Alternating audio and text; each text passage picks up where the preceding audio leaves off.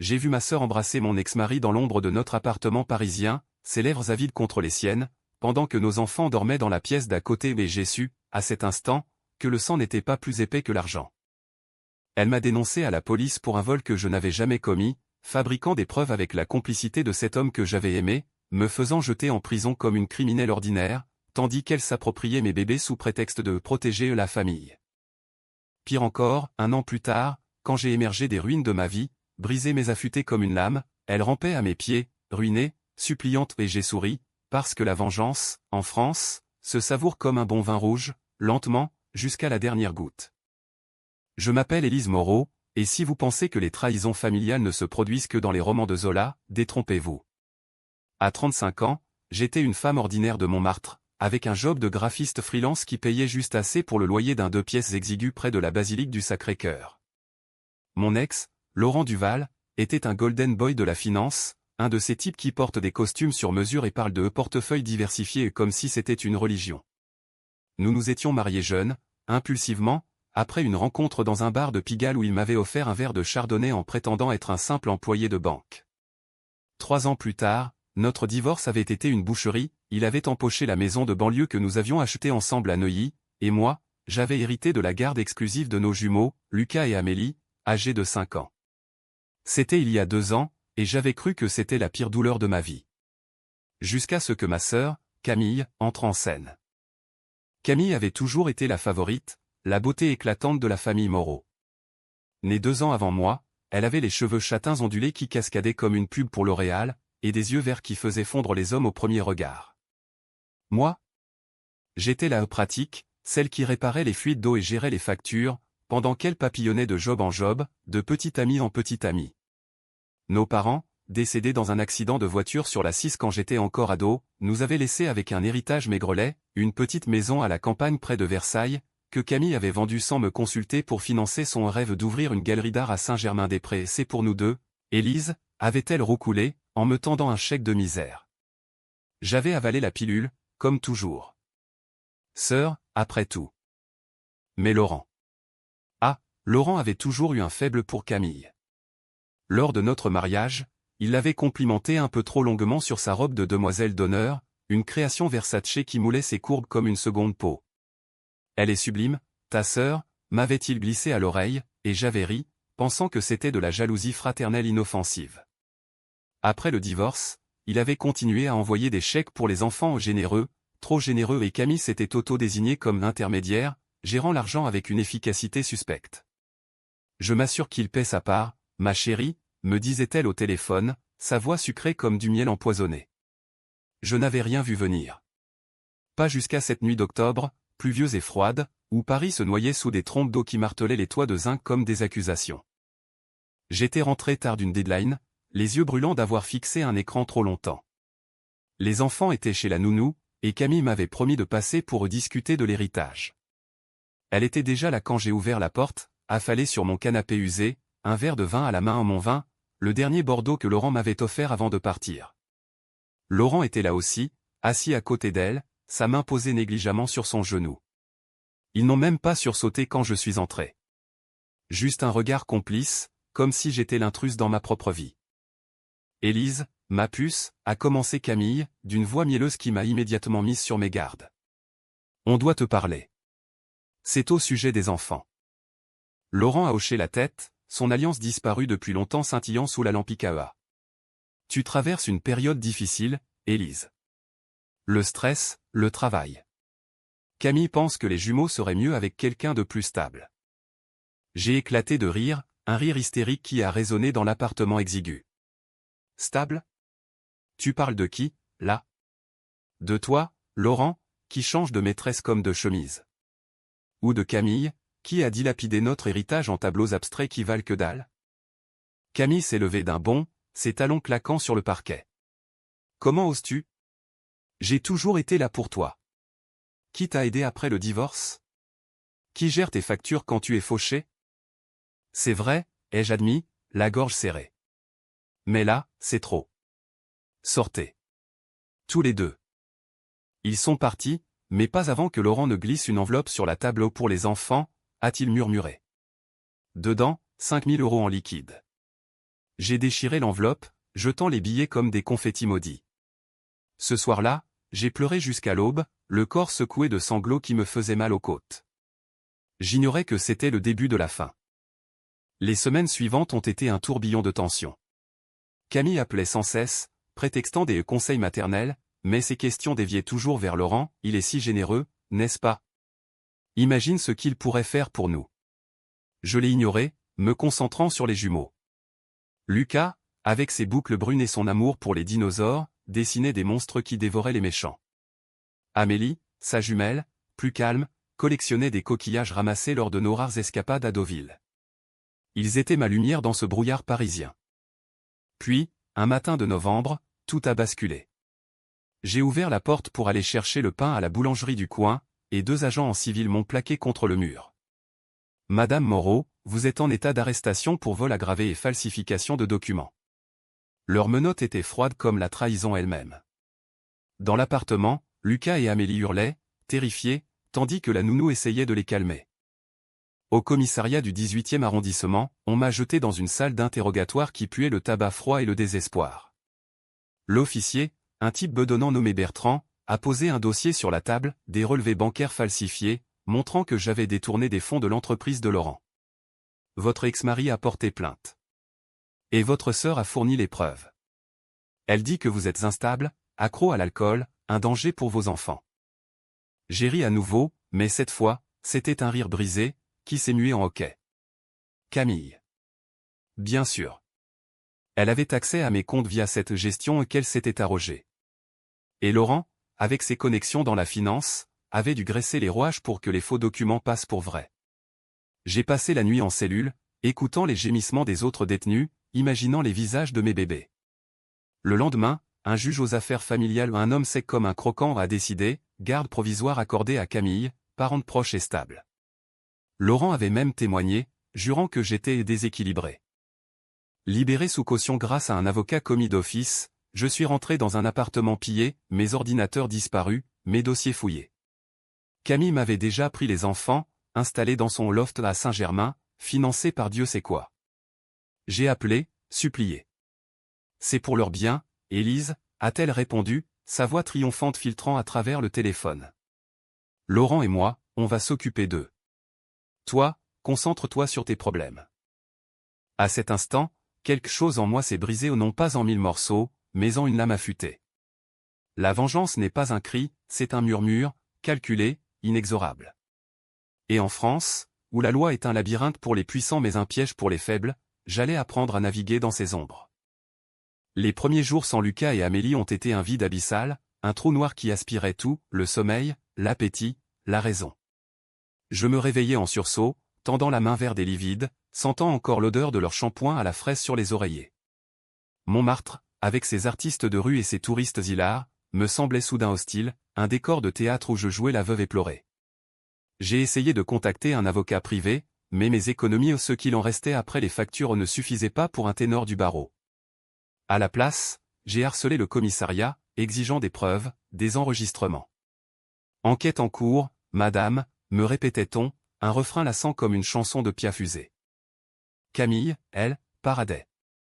Sur Instagram, oui, même dans la tourmente, les Français aiment documenter leur misère où elle postait des photos des jumeaux dans son nouveau foyer, Lucas sur un tricycle électrique offert par Laurent, Amélie avec une poupée de luxe, fondue en arrière-plan un brunch au café de Flore. Les captions étaient des pics voilés, la famille d'abord cœur rouge bénédiction nouveau départ. J'ai failli fracasser mon téléphone contre le mur, mais non. La colère brute est pour les perdants, la mienne devait être froide, chirurgicale. J'ai commencé par fouiller. Pas les rues sombres de Belleville, non les archives numériques. En tant que graphiste, j'avais des compétences en retouche photo, en traçage de métadonnées. J'ai piraté illégalement, du moins au début les comptes partagés que Camille avait avec moi pour gérer les finances. Ce que j'y ai trouvé m'a glacé, des virements massifs de Laurent vers un compte au nom de Camille, déguisés en prêts familiaux. Des factures pour des bijoux chez Cartier, des dîners chez Guy Savoy. Et pire, des emails. Des emails enflammés, où Laurent décrivait Camille comme la femme que j'aurais dû épouser, et elle répondait avec des photos suggestives, taguées pour toi, mon amour. Datées d'avant même notre divorce. Il baisait dans mon dos depuis des années, pendant que je portais leurs enfants. La nausée m'a plié en deux, mais elle a aussi allumé une étincelle. J'ai contacté un vieil ami, Marc, un hacker éthique qui bossait pour une ONG anticorruption à Nanterre. Élise, c'est risqué, m'a-t-il averti lors de notre rencontre dans un café anonyme près de la Seine, où l'odeur de croissant chaud contrastait avec la puanteur de ma rage. Si tu touches à leurs données, tu deviens complice. Mais j'ai insisté, et il a craqué. Une semaine plus tard, il m'a envoyé un dossier IP, preuve de fraude fiscale. Laurent blanchissait de l'argent via la galerie d'art de Camille, utilisant des œuvres fictives comme couverture pour des investissements offshore à Monaco. Des millions d'euros, siphonnés des comptes clients de sa banque. C'était la clé. Mais pas pour la police, pas encore. La police française est lente, bureaucratique, un éléphant dans un magasin de porcelaine. Non, j'allais frapper là où ça fait mal, l'orgueil. Laurent était un requin de la finance, mais les requins saignent quand on vise les branchies. J'ai commencé par des lettres anonymes. Pas des menaces vulgaires, non aux défaits, froids et précis. La première est partie vers le patron de Laurent chez BNP Paribas, un PDF avec des extraits de mai, soulignant les irrégularités dans les flux financiers. Votre employé vedette joue à des jeux dangereux, concluait-elle. Signé, un bienfaiteur. La panique a été immédiate. J'ai vu Laurent sur LinkedIn, postant des selfies forcés de team building à la défense, mais ses yeux trahissaient l'inquiétude. Camille, elle, a multiplié les appels. Élise, qu'est-ce qui se passe? Laurent est furieux, il dit que quelqu'un le sabote. J'ai feint l'innocence, la voix tremblante, je ne sais pas, Camille. Peut-être que ton amour n'est pas si clean que ça. Elle a raccroché, mais j'ai entendu le doute dans sa respiration. Entre-temps, la bataille pour les enfants s'intensifiait. Lors de l'audience au tribunal de Bobigny, un mois après mon arrestation, Camille s'est présentée en robe Chanel prêtée par Laurent, les jumeaux à ses côtés, vêtus de tenues sur mesure. Lucas a murmuré à maman en me voyant menottée au nom, pas menottée, mais escortée comme une criminelle, et mon cœur s'est fendu. Le juge, une femme d'une cinquantaine d'années aux lunettes sévères, a écouté les témoignages, Laurent jurant que j'étais instable financièrement, Camille pleurnichant sur mon alcoolisme supposé un mensonge, j'ai toujours détesté le whisky. Mes propres témoins. La nounou, qui a balbutié que j'étais une mère aimante, et un collègue freelance qui a confirmé mes revenus modestes mais honnêtes. Verdict, garde temporaire prolongée pour Camille, avec visite supervisée pour moi. Jusqu'à ce que l'enquête sur les accusations de vol soit close, a tranché la juge. J'ai quitté le tribunal sous une pluie fine, les épaules voûtées, mais dans ma poche, mon téléphone vibrait, un message de Marc. Nouveau fichier. Il panique. Continue? Oui. Oh oui. La vengeance, voyez-vous, n'est pas un sprint, c'est un marathon dans les ruelles pavées de Paris, où chaque pas compte. J'ai visé plus haut. Une deuxième lettre, cette fois à l'AMF, l'autorité des marchés financiers, avec des preuves de manipulation de cours via les investissements artistiques de Camille. Anonyme, bien sûr, envoyé depuis un cybercafé à Bastille. Les résultats n'ont pas tardé, une inspection surprise à la banque de Laurent. Les journaux ont titré « Scandale à BNP, soupçon de fraude interne ». Son nom n'apparaissait pas encore, mais les rumeurs couraient comme la grippe dans le métro.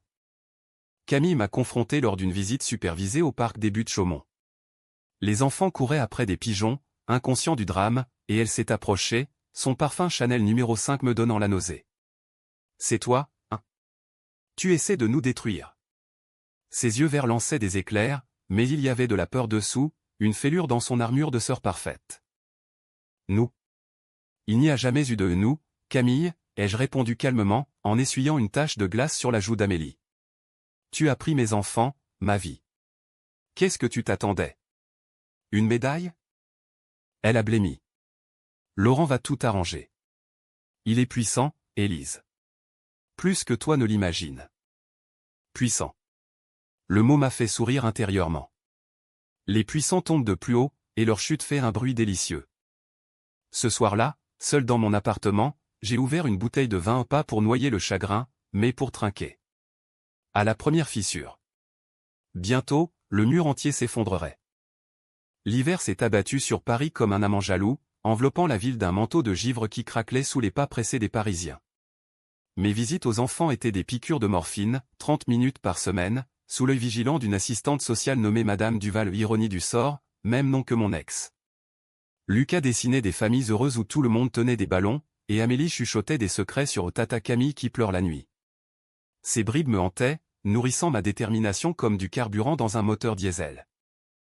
Marc, mon allié dans l'ombre, creusait plus profond.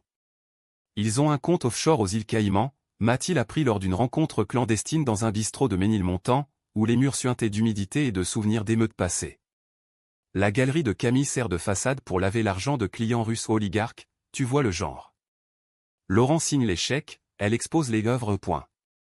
J'ai hoché la tête, visualisant les toiles criardes de sa galerie, ces abstractions censées valoir des fortunes mais qui n'étaient que des gribouillis sur toile industrielle.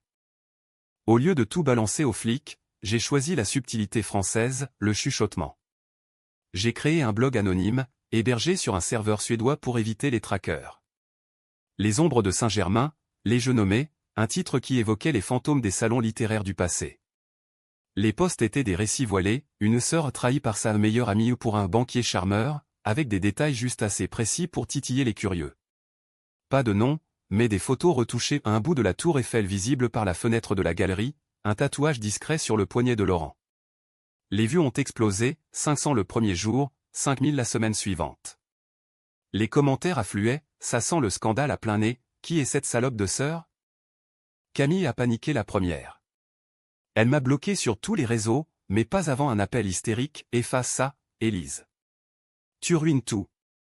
Sa voix tremblait, brisée pour la première fois. Les investisseurs fuient la galerie. Laurent dit que c'est fini entre nous si ça continue. J'ai faim la surprise, de quoi parles-tu, Camille ? Je suis juste en deuil de ma famille. Elle a raccroché en sanglots, et j'ai fermé les yeux, imaginant ses ongles griffant son maquillage impeccable. Laurent, lui, a contre-attaqué. Une semaine plus tard, de nouveaux chefs d'accusation, harcèlement en ligne, diffamation. L'avocat de la famille Duval, un requin en cravate Hermès, a déposé une plainte, exigeant 50 000 € de dommages. Au tribunal, j'ai plaidé l'innocence, soutenu par Marc qui a juré que le blog était littéraire, pas factuel. Le juge a temporisé, enquête ouverte, mais pas de prison immédiate. Madame Moreau, cessez ses enfantillages, m'a-t-il sermonné, ses lunettes glissant sur son nez aquilin. En sortant, j'ai croisé le regard de Laurent dans le couloir, froid, calculateur, mais avec une lueur de doute. Il craignait maintenant. La vraie brèche s'est ouverte au printemps, quand les premières fleurs de cerisier ont parsemé les quais de Seine d'une neige rose. L'AMF a frappé fort, perquisition à la banque et à la galerie. Les journaux, du Figaro à Libération, ont titré en gros « Fraude artistique, un banquier et une galeriste dans le viseur ». Pas de nom encore, mais les photos floues montraient Laurent escorté par des agents en costume, et Camille, échevelée, protégeant ses tableaux comme une lionne ses lionceaux. J'ai assisté à la chute de loin, via les actualités télévisées dans mon appartement froid. Camille a vendu la galerie en urgence, à perte, pour rembourser des dettes qu'elle avait cachées. Laurent a été suspendu de ses fonctions, relégué à un bureau anonyme en sous-sol de la Défense. Et les enfants ? Lors de ma prochaine visite, Lucas m'a serré dans ses bras, Tata pleure tout le temps, maman. Elle dit que c'est ta faute. Amélie a ajouté, innocente, on rentre bientôt à la maison. Bientôt. Le mot était une promesse gravée dans mon âme. Mais la vengeance a un prix. Les nuits, je revivais l'arrestation, les menottes mordant ma peau, les cris des jumeaux comme des lames dans mon ventre. Étais-je devenu un monstre ? Non, me disais-je en miroir, les yeux cernés. J'étais une survivante, taillée dans le granit des catacombes parisiennes. Et pour mes enfants, je creuserai jusqu'aux enfers. Un soir de mai, pluvieux et doux, Marc m'a appelé, Élise, c'est gros. J'ai accès à leurs emails privés. Preuves en béton, transferts illégaux, pot de vin. Tu balances ? J'ai hésité, le cœur battant. Balancer, c'était la fin pour eux. Mais aussi le début pour moi. Oui, ai-je murmuré. Tout. Le paquet est parti vers Tracfin, l'unité anti-blanchiment du ministère des Finances. Anonyme, tracé impossible. 2 jours plus tard, les flics ont débarqué chez Camille à l'aube. J'ai vu les images en direct sur BFM, elle en peignoir de soie, hurlant des insanités tandis qu'on emmenait les ordinateurs. Laurent arrêté au bureau, menottes au poignet, son costume froissé comme son empire naissant. Pour la première fois depuis des mois, j'ai dormi d'un sommeil sans rêve. La roue tournait, et Paris, avec ses lumières éternelles, assistait au spectacle. L'été 2024 a apporté une chaleur étouffante à Paris, transformant les boulevards en four où l'asphalte fondait sous les semelles. Les JO approchaient, et la ville bourdonnait d'excitation factice, masquant les drames personnels comme le mien. Camille et Laurent étaient en garde à vue, interrogés séparément dans les sous-sols humides du 36 quai des Orfèvres, l'ancien QG de la PJ, avant son déménagement glamour vers l'île de la Cité.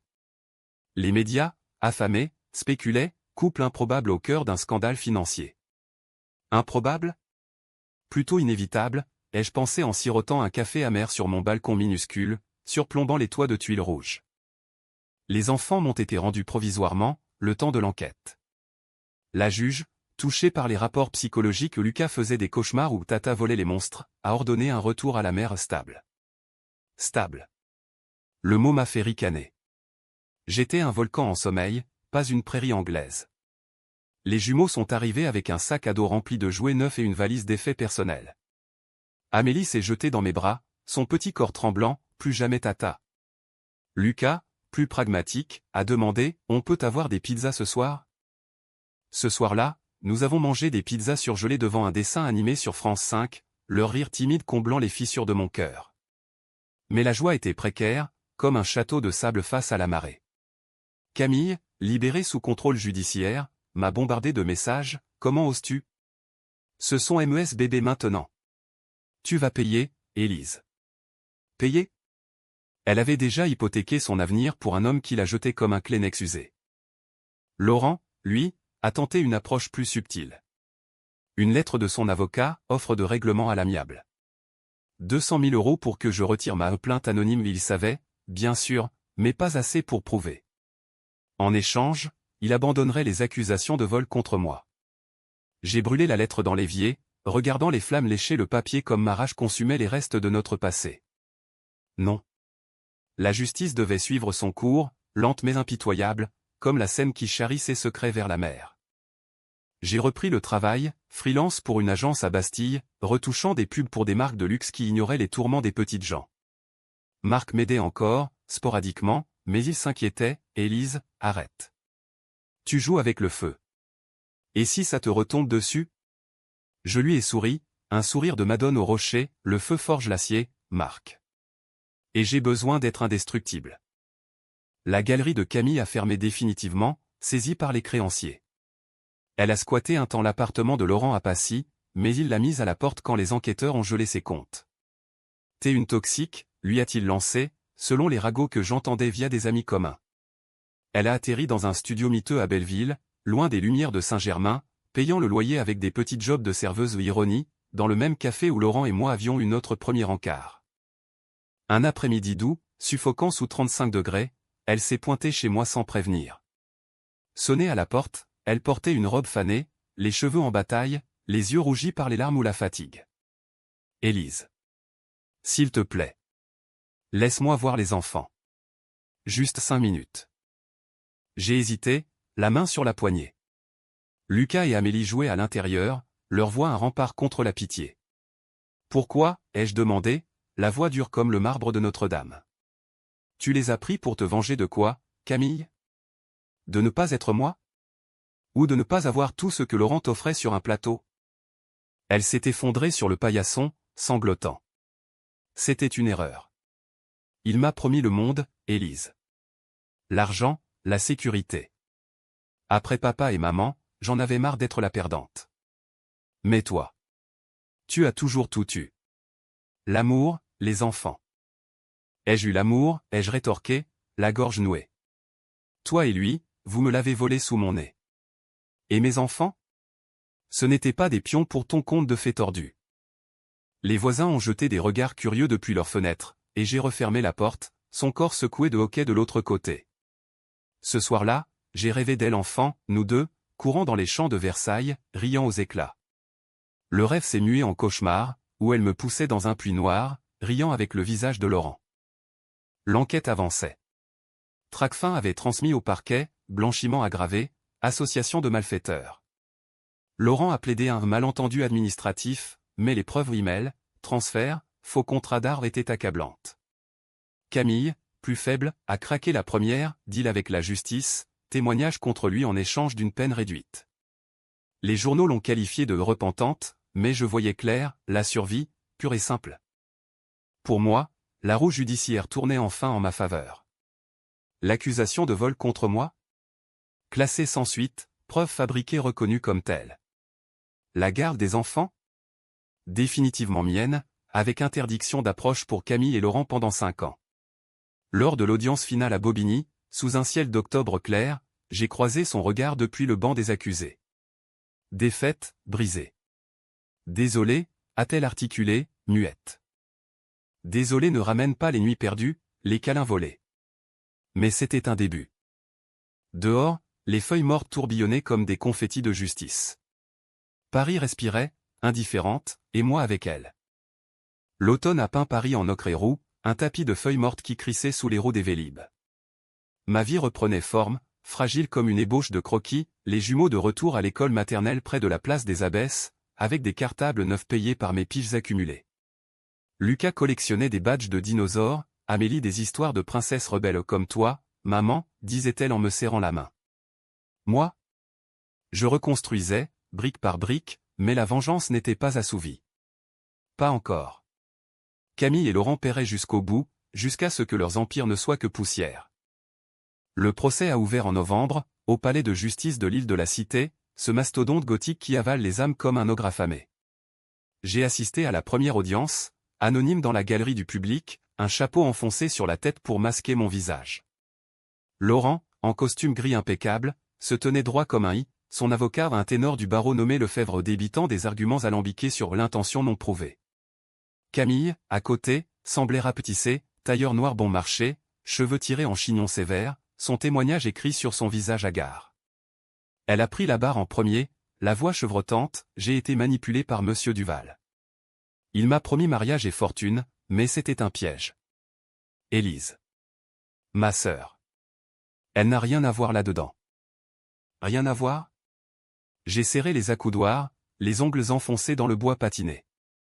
Elle mentait, bien sûr, pour sauver sa peau. Le procureur, une femme acérée aux cheveux poivre et sel, a démonté son récit. Madame Moreau, vos emails parlent d'eux-mêmes. Mon chéri, transférons vite avant qu'Élise ne se doute. Vous n'étiez pas une victime, vous étiez une complice enthousiaste. La salle a murmuré, un bourdonnement comme des abeilles en colère. Laurent a pâli, son front luisant de sueur sous les néons froids. Les preuves défilaient, relevés bancaires, enregistrement de transferts vers des comptes cypriotes, factures de la galerie gonflée pour justifier des acquisitions fictives. Même les enfants ont été cités indirectement, via un rapport social notant leur instabilité émotionnelle due au conflit familial. Mon cœur s'est serré, c'étaient mes bébés, pas des pions judiciaires. Dehors, après l'audience, les journalistes grouillaient comme des mouches sur un cadavre. J'ai filé par une sortie latérale, le cœur battant, mais pas de peur ou d'exaltation.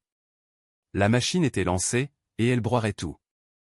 Camille m'a recontacté une semaine plus tard, via un numéro jetable. Élise, je sais que c'est toi. Les flics m'ont montré des traces. Ton IP, ou un truc comme ça. Sa voix était rauque, usée par les nuits blanches.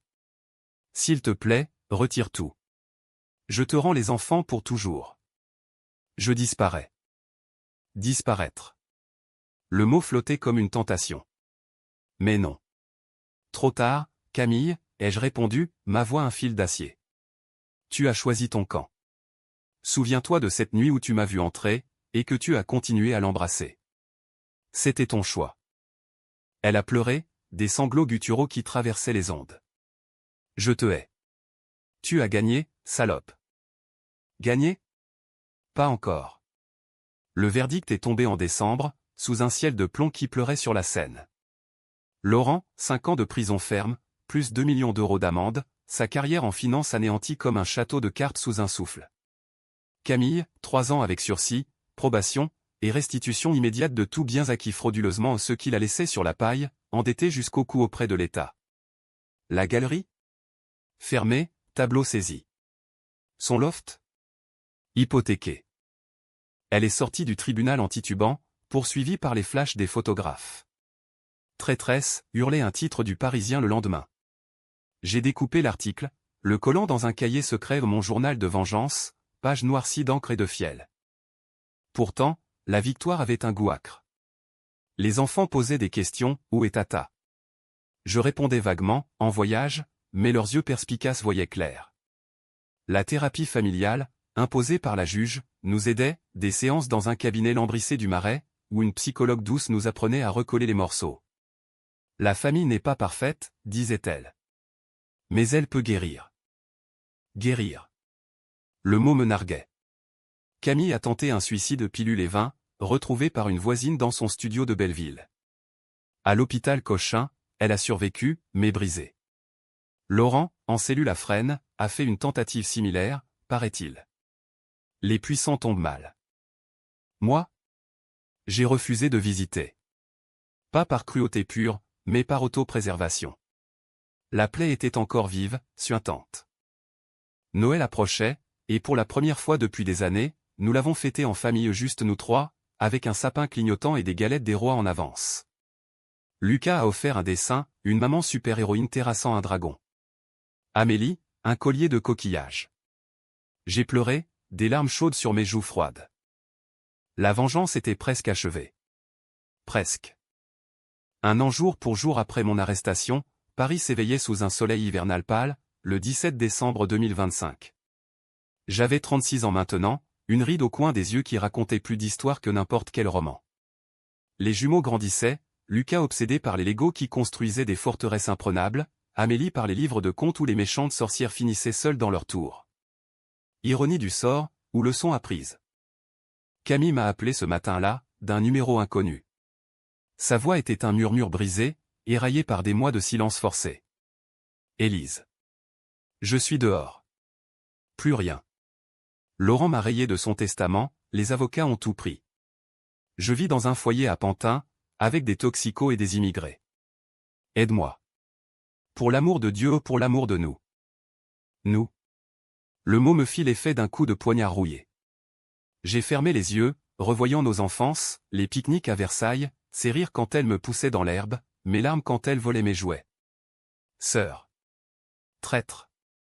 Pourquoi devrais-je, ai-je demandé, la voix neutre comme un rapport météo. Tu m'as tout pris.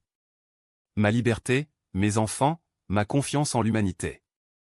Un silence, puis un sanglot. Parce que je suis ta sœur. Et parce que... J'ai compris. La vengeance, c'est un poison. Il me ronge de l'intérieur. Vengeance. Elle l'avait goûté, amère comme de l'absinthe non diluée. J'ai hésité, le combiné collé à l'oreille, le bruit de la ville en fond au klaxon, rire, vie qui continue. Viens, ai-je fini par dire. Pas pour pardonner. Pour clore le chapitre. Elle est arrivée une heure plus tard, un fantôme en manteau rapiécé, les cheveux ternes, le visage marqué par des cernes profonds. Les enfants l'ont regardé avec curiosité, n'ont peur l'innocence a cela de beau. Tata, a murmuré Amélie, tendant une main hésitante.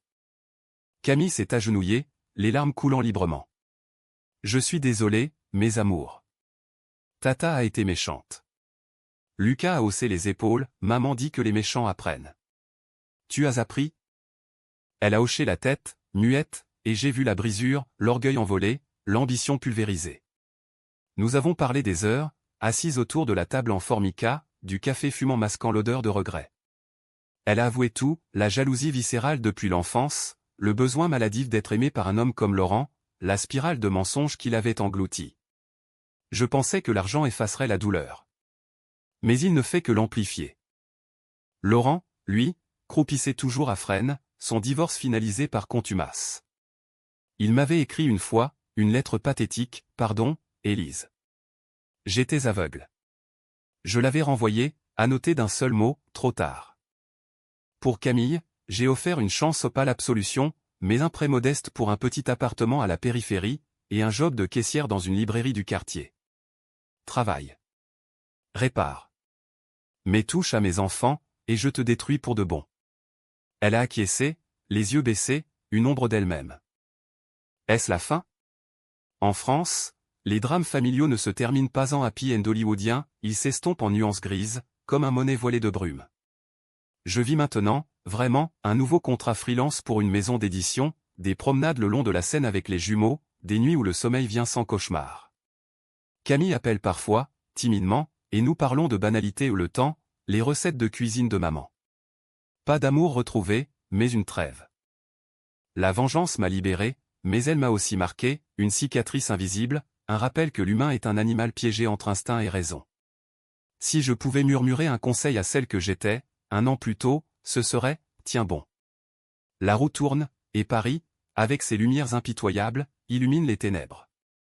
Et ce soir, sous les guirlandes de Noël qui clignotent sur les Champs-Élysées, je lève un verre non au passé, mais à l'avenir.